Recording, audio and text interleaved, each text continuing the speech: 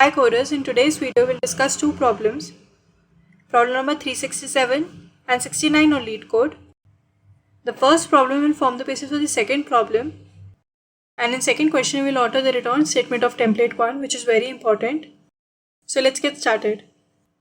As I mentioned earlier, we'll be given the number and we need to find the square root of that number. In problem 1 we need to return a boolean value, that is true if the number is a perfect square, else we need to return false. In the problem 2 that we'll solve, we need to return the floor of the square root of the number. That is, if number is 9, we need to return 3. And if the number is 10, we still need to return 3. The constraints given are, in the problem 1, number greater than equal to 1, and in the problem 2, number greater than equal to 0. The aim of the problem is to solve the problem in logarithmic time complexity. The first step would be to define the range of the answer. When I say answer, I mean the square root of the given number. Let's try to figure out how we got the end, that is the upper bound of the range. We know that num is equal to answer square. I have plotted it here. Let's also plot num is equal to twice of answer. In the graph we can observe that for all answer greater than equal to 2, this line is always less than equal to this line. That is, twice of answer is less than equal to answer square for all answer greater than equal to 2. Here I have just divided by 2 in the first statement, and here I have replaced the answer square by num, which we already know. And this is also mentioned because when answer is 2, then a num square would be 4, just squaring both the sides. So here we have defined the upper range, and the lower range we have defined using this, that the answer will start with 2. I'll just try to reiterate the key points on this slide. The lower bound, that is the start of the range, the upper bound of the range, and this would be the base case. We can set a default response for num less than 4. So let's try to alter our template 1. As we discussed in the previous slide, I have defined the range.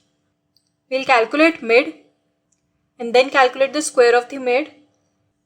I have kept here long to prevent integer overflow.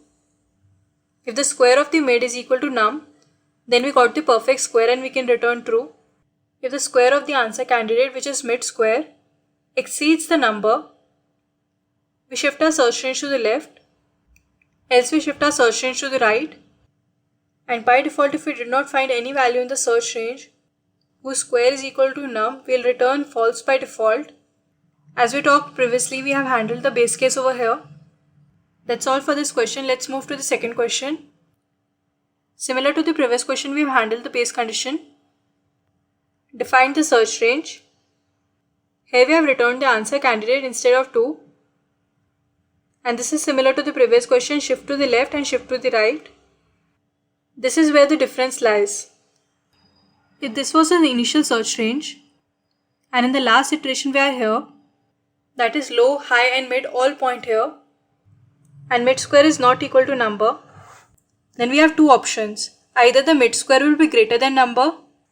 In that case, high would move to a value before mid, and since mid square exceeds number, high would give the floor of the square root.